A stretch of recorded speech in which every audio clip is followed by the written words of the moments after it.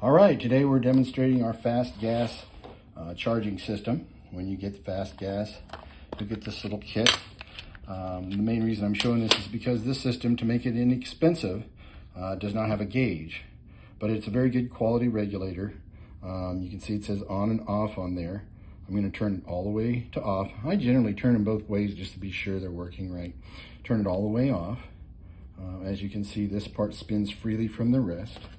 I'm now going to install a standard threaded cylinder. And again, we are off. All right, you just go past where it quits hissing and then just a little tighter to where it's not leaking. They also give us this little jobby. These tanks can get super cold, especially if you're carbonating the beer more than just charging it a little. But you can put that on, it'll keep you from icing your fingers up. All right, now we're going to show you that there is no, we're gonna let the gas out of this. My handy dandy carbonation handle. All right, should be empty now. And to show that, we will. Okay, very, it's gonna pour a little bit because there's a decent amount in there.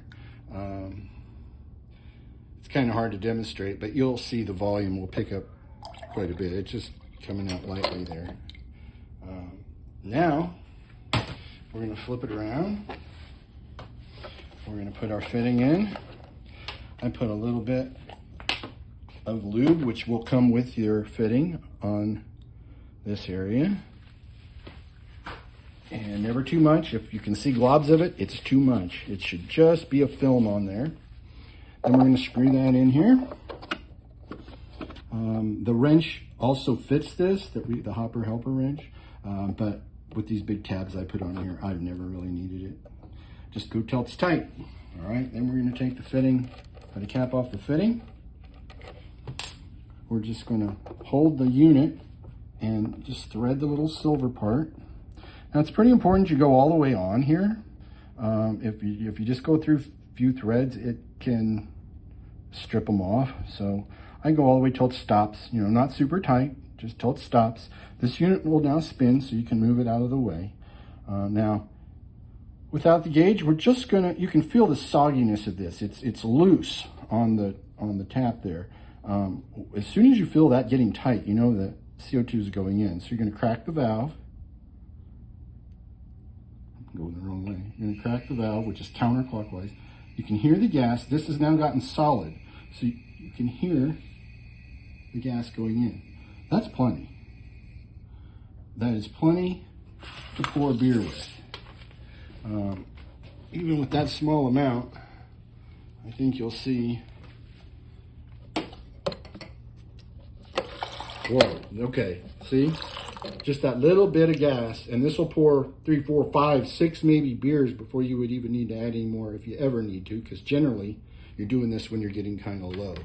Now I'm also going to show you if you want to recarbonate the beer, if it's gone flat, okay, then you're just going to open it longer. The worst thing that can happen here is if you go over 30 plus pounds, the valve here will blow. It's not going to hurt anything. It's just like when the beer bubbles out from overgassing, but it can scare people.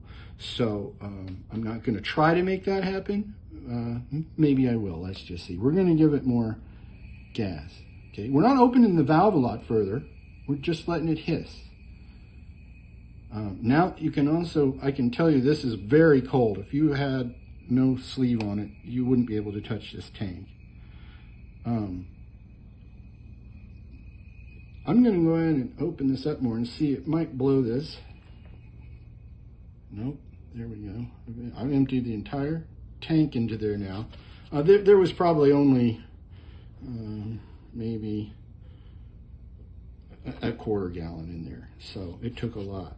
The more beer you have, the less gas it'll take. If you're just putting enough in to pour, you can probably reuse this when you turn it off.